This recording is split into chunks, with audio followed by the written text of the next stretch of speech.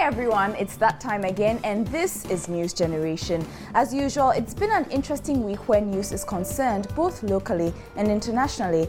First off, there have been investigations into the issue of fake medicines being sold in Ghana. This is a big concern because of the problems and effects this can lead to. We were in Pram Pram to be part of a program being run to educate children about their rights and responsibilities. Ever been to a planetarium? There's one in Ghana and we'll tell you all about the trip there. And of course, the Catholic Church has a new Pope, Pope Francis I. So what's in a name and how are papal names chosen? My name is Effa Akwa Harrison. This is News Generation. News Generation, supported by Omo, even tough stains in just one step. Cowbell Chocomalt, 4-in-1 value with a great new taste. Indomie instant noodles, tasty nutrition, good for you. Counterfeit or fake drugs, what are they? For a start, they are medications which may not have any of the ingredients of the original, may have very little of the ingredients, or may have the wrong ingredient. In any case, they are very harmful to one's health and can even lead to death. This is how Joy FM's Beatrice Edu met now 18-year-old Benjamin Opong. He had been ill with malaria for weeks. I went to the hospital on 15th July. I noticed I was suffering from malaria, so I told my mother to take me to the hospital. When we went to the hospital, we collected our folder and went to see the doctor, and he gave us some medicine for me to take, and the name is Lumaten. After taking the drugs, I didn't see any improvement. What period did the doctor give you that you'll be fine after taking the drug? Well, that was the first time of going to the hospital, so he didn't give me any period of time. He just told me to go and take it and I'll be fine. So I also took the drugs. But after taking the drugs, I realized that there wasn't any much improvement. I was still suffering. When I went there for the second time, I was vomiting and the color of my urine changed. The color changed and became like the color of Coca-Cola.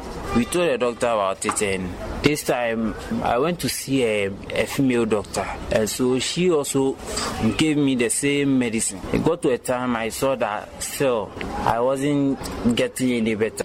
I was supposed to write my final paper in Form 1 so that I'll be promoted to Form 2 next term. But because of that, I wasn't able to write any paper. I told my mother again that she should take me to a different hospital. And she took me to a different hospital, and that was the third hospital I visited. When we went to the third hospital, we were taken to the doctor and I told him how I was feeling. So the doctor told me to go for a lab test. When I went for the test and the results was given to him, he told me that I had malaria. The Food and Drugs Authority, FDA, has been investigating the issue of fake drugs for months. They have now come out to identify 3 Ghanaian pharmaceutical companies allegedly responsible for importing fake medication. The companies are said to be importing drugs that are used specifically in operations involving women during childbirth. The FDA is set to prosecute these companies and will start getting the fake dangerous drugs out of Ghana's hospitals soon. Thankfully, Benjamin was able to get the help he needed and is now back in school. Now, according to a World Health Organization survey, over half the drugs sold in some Ghanaian pharmacies are not original. So how can you tell when a drug is fake? A company called mPedigree has come up with a technology that allows you to text the serial number of the medication to 1393 for confirmation about whether it is real or not. We all need to know our rights and responsibilities as citizens, right? Not knowing your rights means you will not also know when someone violates them. A program has been started up to help children in rural areas understand and exercise their rights and responsibilities regardless of where they live. This is because children in rural areas mostly suffer from all forms of abuses because they do not know their rights. We spent a day at Pram Pram in the Greater Accra region where, as part of the program, children discussed their rights. Please give me some of the activities that will lead you into premarital sex. Rape. Can I get more explanation to it? Yes, Esther. It is when a girl is forced to sleep with a guy without the girl's permission or acceptance. Okay. 16-year-old Doreen Adole Akwe leads a discussion on rights and responsibilities of children in her class at Pram Pram SDA Basic School. She starts by asking them what they learned about teenage pregnancy, which affects the education of girls in rural areas. Peer pressure. Peer pressure simply means that when you are working with your group mates or your friends, when you are going somewhere, they can tell you that if you do this with a boy, you will get this. If you do this, you'll be happy. So they will tell you that go and have sex with this boy, and they will tell you that you feel some feeling which is good for you. A field instructor and child rights club coordinator steps in to talk about the other rights and responsibilities of young people. Responsibilities are duties assigned to a person to perform. Okay, so what are some of the rights as children you are entitled to? What are some of the rights that you enjoy? Yes. Right to education. That is why all of you here are here today. Okay. At another school in Pram Pram, the discussion centered on school dropouts. We help our friends who are outside, meaning who are school dropouts, come back to their school. We have to tell them or explain to them what education is and the reason why they have to come.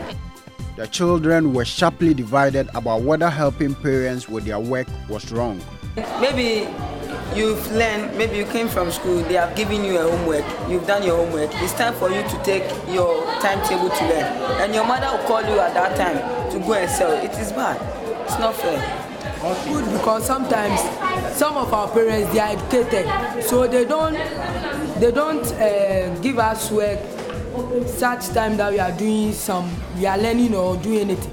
But when we are free, then they just give us the things to go and sell. So it's good. Rights go with responsibilities. So what do other children know about their responsibilities? Whenever it is communal level in where I live, I join them to clean the environment. As a child, is to obey my parents, do whatever they ask me to do, obey elderly people. Field officer at Child Rights International, Jennifer Nati, tells us more about the impact of the project. These children are able to contribute their little money to help other schools, and some of them go to other schools to educate them on their rights and their responsibilities. This program is part of the Transition and Persistence Project being carried out by the United States Agency for International Development, USAID, together with Plan Ghana. One of the aims of the program is to motivate pupils to stay in school at the junior high school level.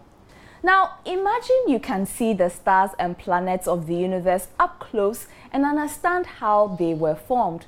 You can find this out at the Ghana Planetarium. But what is a planetarium? Let's find out. This is 15-year-old John and Alexander's first time at a planetarium. They are here in Accra with about 50 of their schoolmates from Charlotte's Memorial School in Tema. They say they signed up for an opportunity to visit the only planetarium in Ghana because they are passionate about science. We want to be scientists, so from reading science, and that's a broad topic, the solar system. So we base a lot on that, and that's how we knew. So your favorite subject or the favorite thing you like to read is the solar system? Yes, the solar system. Why? We found it interesting. Also, it speaks about our planet, where we live. We like to know about what goes on around us. In this small dome, young and old alike have the opportunity to experience the universe.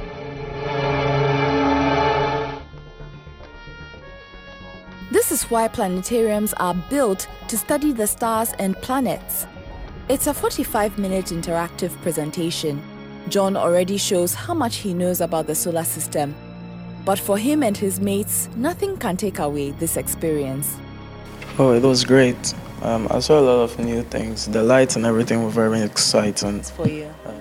It was cool, and it let me know what's happening outside the world and what's happening inside the world. It was scary. Why? It's like it was the cloud was nearer to us. The Ghana Planetarium was established in 2009 by Dr. Ashong and his wife Jane. But Dr. Ashong tells us the idea had been brewing for over 35 years. In 1979, the whole family visited Exploritarium in San Francisco. And it's a special museum with a lot of machines, but the museum is special because you can see how the machines work. And I was very inspired the way they got old TV, old machines, electronic gadgets, and you are able to see how they work. You know, and I thought this will help children and students in Ghana to learn how machines and things move. So I decided I want to build a science center. But when they were doing the International Year of Astronomy, I realized it would be quicker for me to build a planetarium. For Dr. Ashong and his wife Jane, this place is all about getting children in Ghana interested in math and science, something John most definitely agrees with. It's important to learn about the planets and the stars because when you learn about the planets, you know like what's around you. You know what you are living in. You don't just look up and see clouds. You don't know what they are made of. You are just breathing in and looking at them. You know what the clouds are made of. You know what's around you. You know what could happen at any time. And you know what's happening even underneath you. How cool is that? Now, the planetarium is open Monday to Friday, anytime for schools at 3 cedis per student, but anyone can visit the planetarium once a booking is made. Now, following weeks of investigations, it has emerged that the Ghana Water Company had used some expired chemicals to treat water. A 6-member committee tasked to look into the issue concluded some expired chemicals were used at the Wager water treatment plant. The plant provides 55 million gallons of water to consumers in Accra and other areas. This followed reports that some alum used to purify water imported from China by the Ghana Water Company expired in June 2012, raising serious health concerns. The committee's report blames the cause of the expiration of the chemicals on delays in clearing it from the port as it had not expired when it arrived in Ghana. The committee further recommended the suspension of 4 top officials of the company who were directly connected with clearing the chemical from the port.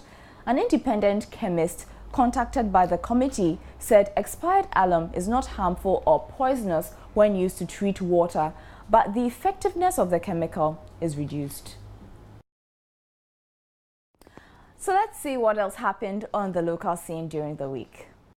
The National Association of Graduate Teachers, NAGRAT, and the Ghana National Association of Teachers, NAT, have instructed their members to stay out of the classroom from Monday, March 18, 2013. The giant teacher associations are peeved with the Ghana Education Service Management and government for what they describe as gross disregard for its concerns and a breach of trust. They declared the industrial action at a joint news conference in Accra on Friday. The Institute of Economic Affairs, IEA, has expressed concern over what it describes as persistent deficit emanating from recurrent expenditure. It has therefore called on government to put in place immediate measures to address the situation. The Chief Communication Consultant of the National Health Insurance Authority, Eric Ametokwame, says the National Health Insurance Authority has started paying all its service providers, including the Christian Health Association of Ghana. The Christian Health Association of Ghana has threatened to withdraw its services to the National Health Insurance Authority, despite an appeal by Health Minister Sharia Ite for them to put on hold their action. The Miss Ghana Foundation has begun its 10 regional mentoring program with senior high schools in the northern region. The program seeks to improve academic performance among adolescent young ladies. Let's take a break. When we come back, what's up?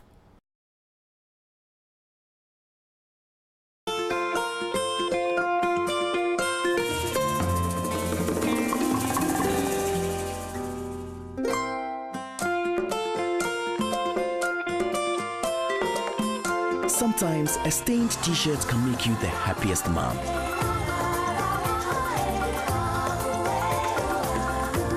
Now Omo Multi-Active removes even tough stains in just one step.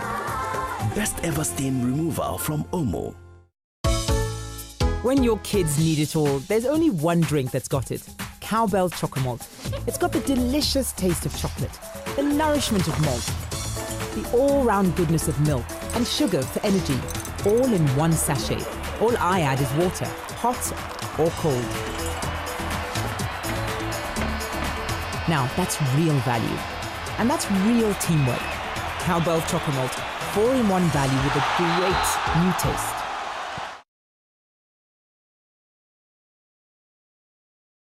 Welcome back to News Generation. It's now time for What's Up.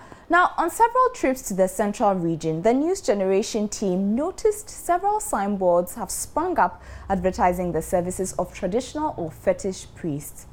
What's up with that? People are now looking for ways to earn money easily or popularity so that people will know them very easily. That is what they do so that they want to do things easily without working for them. That is what I think has brought about these fetish priests everywhere around town. That is what I think. Some people just go in for rituals or things just to flatter women and make their friends envious or jealous. That's what they make to do that. Some people find it difficult to work and they are lazy, so they go to the spiritualist in order to get money in the cheap way.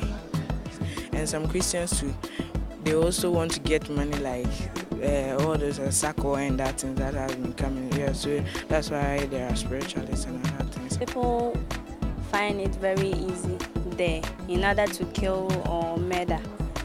But some people are envious and they are too jealous of other people's riches and other things too. So they even go in there to hurt them.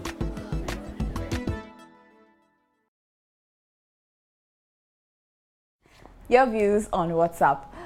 In our next story, we are going to tell you all about a disease which affects the eyes and can cause blindness. It is known as glaucoma. March 10 to 16th was observed as World Glaucoma Week across the world. Don't bar the seeing of the beautiful world was the theme. This eye disease is said to be the second leading cause of blindness in the world after cataract. Statistics show 600,000 Ghanaians have glaucoma, and out of this, 30,000 have gone blind. Glaucoma has been called a silent thief of sight because the loss of vision often occurs gradually over a long period of time, and symptoms only occur when the disease is advanced. Basically, there's a certain amount of fluids which are produced within the eye, within the eyeball. Not the type we cry out, okay? Within. Now they are produced in this place, the ciliary body we call it. Then they move, from in front to the front of the anterior chamber we call it. Now when it gets to this chamber, okay, it then moves to this corner, this angle, the drainage angle we call it. It's here, it's there. I mean, it's all over. Beautiful. Now what happens is that in the closed angle type, this angle, it's like a V.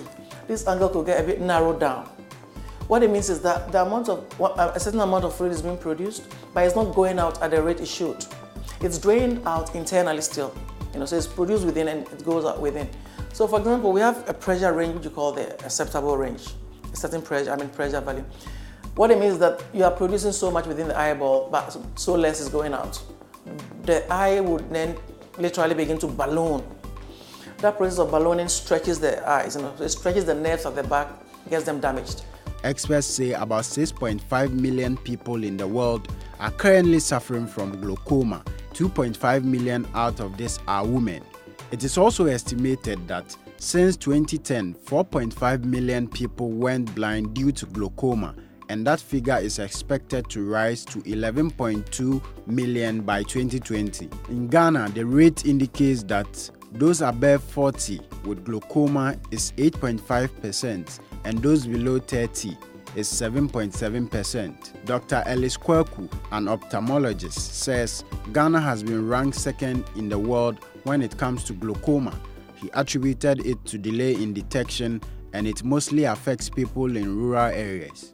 What about glaucoma in children? I asked Dr. Ellis and he explained glaucoma in children and infants are seen much less frequently than in adults. Everybody's at risk for glaucoma. Yes, for glaucoma is like that. I mean, kids will be born with glaucoma. There are 4, let's say, risk factors. Age. Once you get to 50, thereabout going forward, you are likely to have it. There's that age relationship. There's heredity, okay? Familial links. If somebody in your family has it, it means you are likely to also have it. You want to check it. Then race. Negroes and then Asians are more prone to it than maybe Caucasians, you know.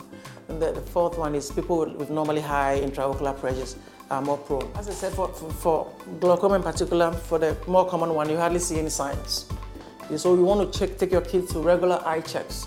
As early as 6 months, you have that first one, followed by the time they're entering school. From then on, the doctor will tell you when to come next. That can take it from there, you see. You want to do it with a certified, qualified professional, you know, so that you don't miss out on some of these insidious, you know.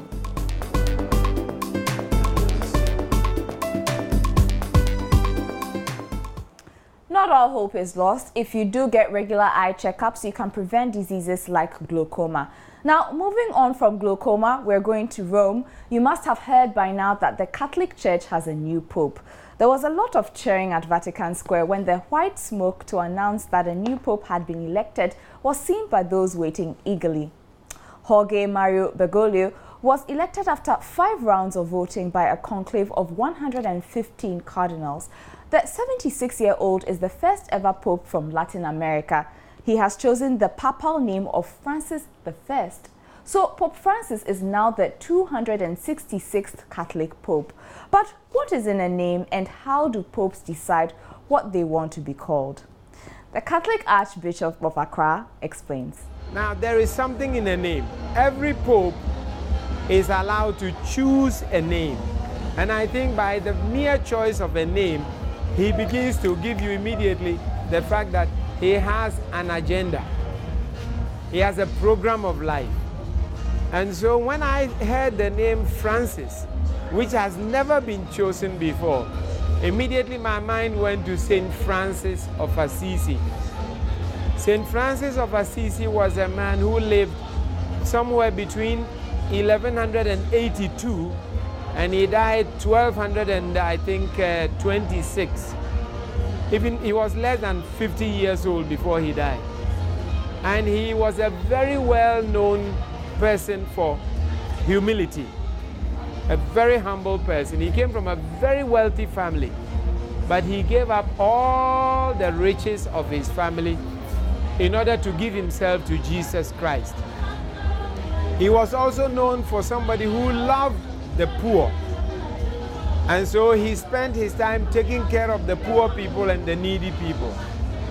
And not only that, he spent his life trying to live a life of penance. You know, making penance for his own sins, for the sins of the world, and trying to live like Jesus Christ. So by choosing the name Francis, I think this Pope wants to tell the world that we must evangelize, we must preach Jesus Christ by the way we live. Some interesting information there that I never knew. Now, a lot more happened on the international scene during the week. We take you around the world. Scientists used an iPhone 4S to diagnose intestinal worm infections in school children in rural Tanzania. They attached a 16 CD ball lens to the handset camera lens and used a cheap torch and double-sided tape to create an improvised microscope. And it worked. They were able to detect about 70% of worm infections. This was done to test out cheaper ways of spotting diseases.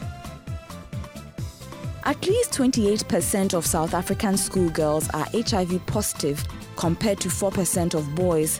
The South African health minister believes it is because sugar daddies are exploiting them. Reports show that more than 5 million people in South Africa are HIV positive. Samsung is set to launch the Galaxy S4. This follows the success of the S3, which has sold more than 40 million units. The Galaxy handsets are seen as the closest competitor to Apple's iPhone. That was your international news round. It's time for another break. We'll be right back.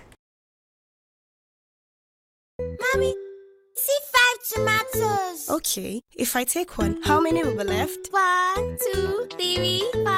Oh, that's my girl. Spell nutrition. N-U-T-R-I-T-I-O-N.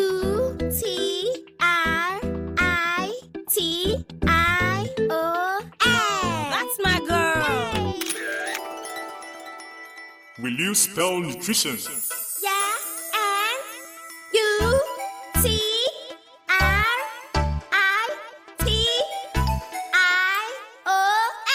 Wow, a new spelling champion. Yeah, that's my girl.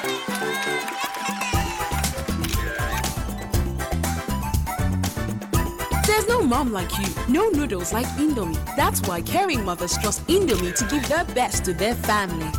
That's my mom. Indomie instant noodles, tasty nutrition, good for you. Welcome back. You're still watching News Generation. Sports Round coming up. Ghana dropped 1 place to 20th in the March edition of the FIFA Coca-Cola World Ranking released Thursday. Coach Kwesi Appiah's team is still ranked the second best side in Africa, behind Ivory Coast. Mali is third on the African ranking table, with new African champions Nigeria in 4th position. Kenyan athletes will be tested by a new blood testing program after concerns about athletes using drugs to improve their performance, according to the International Association of Athletics Federation. Blood testing has not been possible in East Africa because of the distance of training bases. As a result, it has been difficult to transport test samples to an accredited laboratory within the required 36-hour time frame. Mercedes Formula One boss Tito Wolff says the team needs to win more than one race for the 2013 season to be considered a success. Mercedes won in China early in 2012 but dramatically dropped off the pace to the point they were struggling to score points in the final part of the season.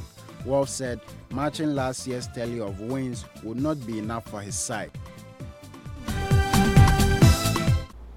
That was Sports Round. It's now time for the landmark of the week, and this week Adelaide takes us to the Independence Square, which is said to be the second largest city square in the world, built to accommodate 30,000 people.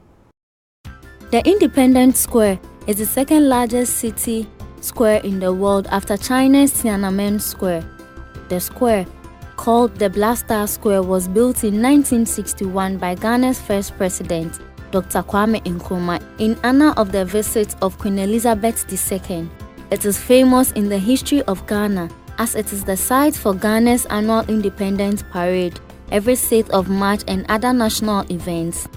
Built to accommodate 30,000 people, the square has two monuments, the Independence Arch and the Black Star Monument, also known as the Black Star Gate.